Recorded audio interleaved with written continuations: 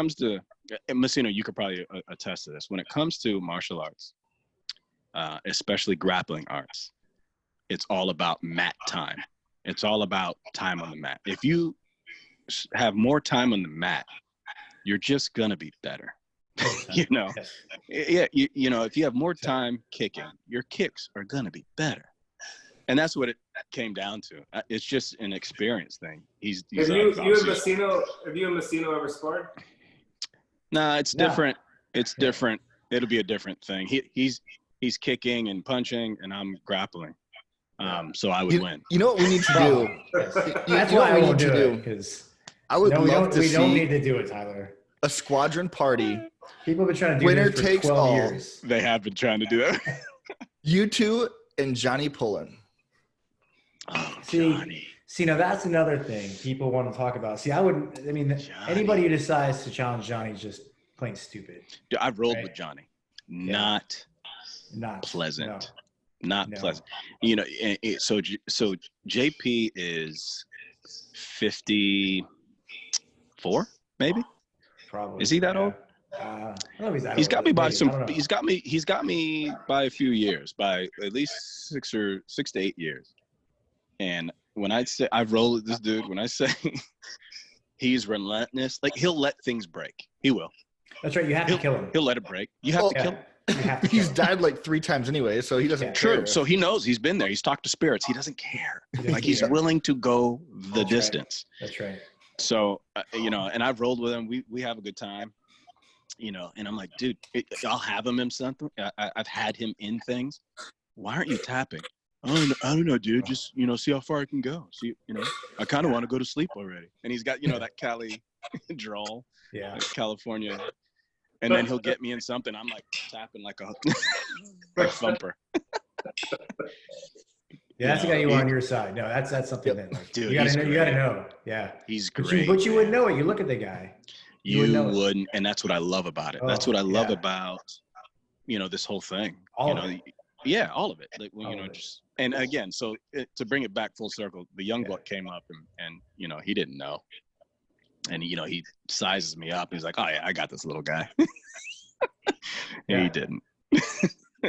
It was different. Needless to say, he ended up wet. He was in the pool. And we had a good time, though. You know, in mutual respect, we from a grappler's perspective, we kissed and made up. And not that it was anything anyway. But. You know, and that's what's funny about talking to each of you individually. Like, hey, Johnny, you want to fight? Would you fight Eric? He's like, I don't really want to, man. You know, and then I'm like, hey, Eric, you want to fight Johnny?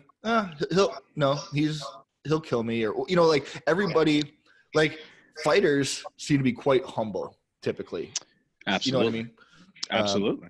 Because you've got your ass kicked so many times. Because you've gotten your ass kicked. You have a mutual respect for the art whatever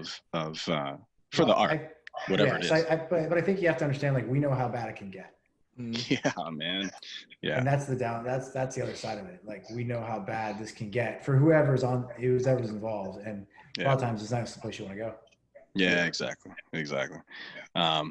We know how bad it can get on accident.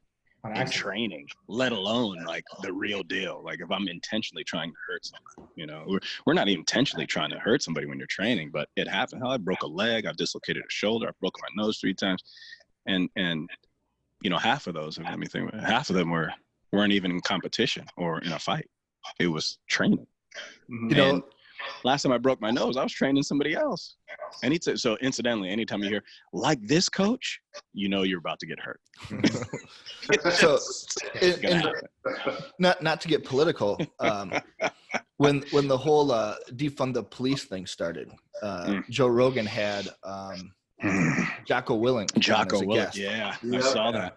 And for if you don't know who he is, you know, he's former Navy SEAL officer, and now he's an author and does all this other stuff. If you don't know who he is, unfollow us, go follow him, then come back to us. He'll bring a lot of podcast. Yeah, he'll bring a lot of value to your life. But he was saying, he's like, you know what? If the training for police officers involved martial arts, and it was like an 8-month academy focusing on martial arts with recurrent training on a monthly basis, you know, a few hours a week minimum. Absolutely. He's like, cops are going to have a different level of confidence, and they're not going to have that that urge. They're going to know how to handle people. Conflict resolution. They're going to have conflict resolution, that verbal kung fu. They're going to be able to talk to people and downgrade something that seems hostile into something that we're just talking, man. Civil discourse. We're just trying to, solve a problem with words. And on the other side of that, I think they control their emotions better if they go through that training. Like a lot of it, the guy just can't control his emotions. He loses it on somebody, something happens, and now he's in jail for it. Whereas now, if he can control his emotions and walk back that situation, like you just said, then whole different story.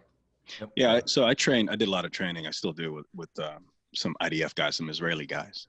And we do a lot of stress and aggression, very much like in Jiu Jitsu or in any kind of fight sport. You have this stress and aggression drill. Everyone's drafted, right? And a portion, they all do 2 years, and martial arts is 4 years. And a martial arts is basically the basis of their training, right? So when they come out, it's a completely different specimen. Absolutely. I would imagine. And the beauty of the guys I train with is the guy I trained with, he was a commando in the IDF, but he was kind of a mixed bag, and I mean that figuratively and in reality, because he was Israeli but of mixed descent, so he was bigger than Israeli. Israelis tend not to be huge people by and large, right? They're not like you, Tyler, 6 whatever, right? But Americans are. And actually, Benji, you're pretty tall, and you're a big dude too. You're not little, right? So when you look at Americans, man, Americans are like, I mean, look at Jocko Willink, you look at some of these dudes, they're freaking huge.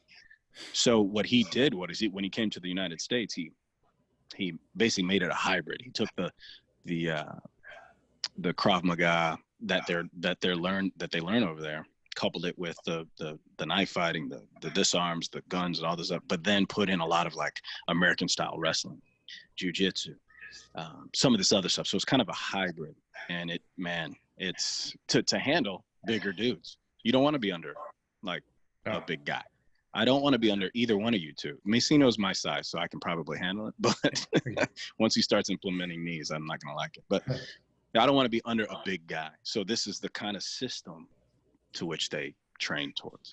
And it's been amazing experience. But that stress and aggression, you're absolutely right. And I think that's what Jocko was getting to, is like, once you've been through that, you know what real stress and aggression is. You know how to mitigate, having, that threat mitigation and conflict resolution, right? Those buzzwords, all that crap.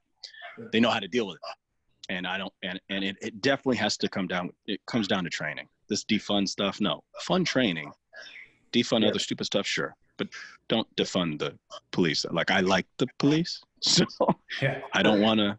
So now you say defund the police. Now I got to fund my armory even more. Like, that's a lot of money.